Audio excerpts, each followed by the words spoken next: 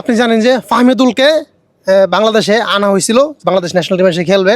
Already সে কিন্তু প্রস্তুতি ম্যাচও খেলছে, প্রস্তুতি ম্যাচে সে হ্যাট্রিক গোল করছে, তারপরেও তাকে আসলে টিমে রাখা হলো না অনেক কিছুই বাহানা দিয়ে। তো এটাকে আপনি কিভাবে দেখছেন? আসলে এই জিনিসটা আসলে আমার কাছেও কেমন লাগতেছে। আসলে ফাহমিদুল এত বড় মাপের একজন ফুটবলার, আসলে যে কিনা এই ইটালির ক্লাবে খেলে থাকে। আসলে ইটালির লিগে খেলা কিন্তু একটা ভাগ্যের বিষয়। আসলে ওই ধরনের একজন বড় মাপের ফুটবলারকে কেন বা কি জন্য বাংলাদেশ ফুটবল টিমে নেওয়া হয় নাই, আসলে এই জিনিসটা আমার মাথায় ধরছে না। জাতি জানতে চায় বর্তমানে।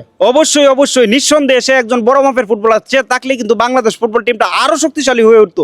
আসলে কি জন্য নিতে পারতেছে না বাংলাদেশ টিম, তাকে কি জন্য বহন করতে পারতেছে না, এই জিনিসটা আসলে আমার মাথায় রীতিমতো ধরতেছে না ভাই। বাংলাদেশের ফুটবল টিমের কোচ ক্যারাবেরা নাকি কাবরারা, সে বললো যে তার নাকি বয়স হয় নাই। তার বয়স হয় নাই, তার বয়স এখন 18+ হয়ে গেছে। আসলে বাংলাদেশ টিমটা কি এমন কোন টিম যেটা ওয়ার্ল্ড কাপ নিয়ে ফেলছে? আসলে আপনি দেখবেন 18+-এ ওয়ার্ল্ড কাপ খেলছে বড় বড় দেশ তারকারা। নেইমার কিন্তু 18+-এই খেলছে, 18+-এ কিন্তু ওয়ার্ল্ড কাপ খেলে ফেলছে নেইমার। আসলে এই ধরনের কোনো ইস্যু না। আসলে কথা হচ্ছে যে ভাই কোথায় কি সমস্যাটা, এটা আমার প্রশ্ন, সারা বাংলাদেশের দর্শকদের প্রশ্ন, যারা ফুটবলকে ভালোবাসে, যারা ফুটবলকে এগিয়ে নিয়ে যেতে চাই, তারা কি আসলে আদৌ এই কাজটা ঠিক করেছে? আসলে বাংলাদেশ দলের একজন বড় মাপের বাংলাদেশ দলে তাকে পাওয়া মানে একটা ভাগ্যের বিষয়। আর তাকে সোনার হরিণ পাওয়ার মতোই, আরো বেশি বলতে গেলে আসলে তাকেই বাংলাদেশ ফুটবল টিমে রাখা হয় নাই। আসলে এই জিনিসটা আমার প্রশ্ন যে আসলে এইটা কি বাংলাদেশ ফুটবল টিমে তাকে না রেখে বাংলাদেশ ফুটবল টিমকে কি উন্নতির পথে নিয়ে যাইছে?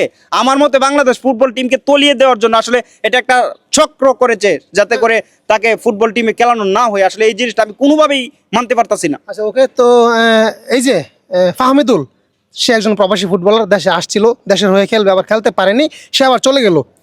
তো এটা কি একটা বাংলাদেশের জন্য কি একটা কালো অধ্যায় কিনা? কারণ আমরা কিন্তু নেক্সট টাইমে কিন্তু কোনো প্রবাসী ফুটবলার পাবো না, কারণ কেউ কিন্তু আসতে চাবে না যে ফাহমিদুলের সাথে সেটা ঘটতেছে, আমার সাথেও ঘটতে পারে।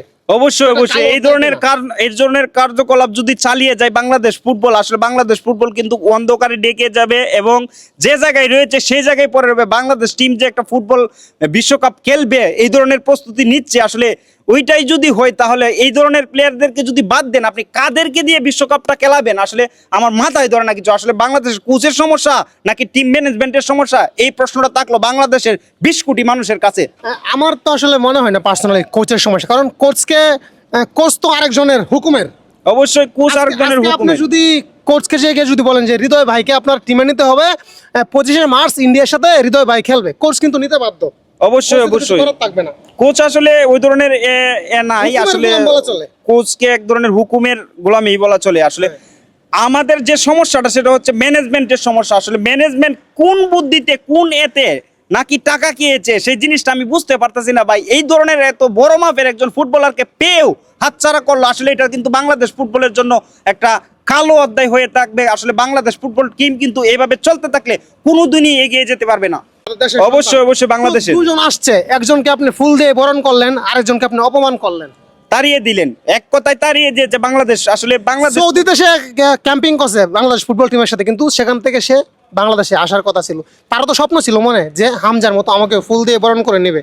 অবশ্যই তা সে বাংলাদেশের হয়ে খেলবে, এইটাই তো বাংলাদেশের দর্শকদের জন্য বা বাংলাদেশ ম্যানেজমেন্টের জন্য একটা প্রাপ্তির একটা বিষয় ছিল। আসলে তাকে না খেলিয়ে উল্টো তাকে ফিরিয়ে দেওয়া হয়েছে, বলা হয়েছে যে 18 বছর বয়সে সে কিনা টিমের সাথে অ্যাডজাস্ট হতে পারবে না। আসলে টিমের সাথে অ্যাডজাস্ট হওয়া না হওয়া বড় কথা না, সবচেয়ে বড় কথা হচ্ছে মাঠের ফুটবলে কে এগিয়ে আমরা কিন্তু তাদেরকে সুযোগ করে দিতে হবে। আর তাদেরকে সুযোগ করে দিলেই কিন্তু বাংলাদেশ ফুটবল এগিয়ে যাবে ভবিষ্যতে অনেক দূরে।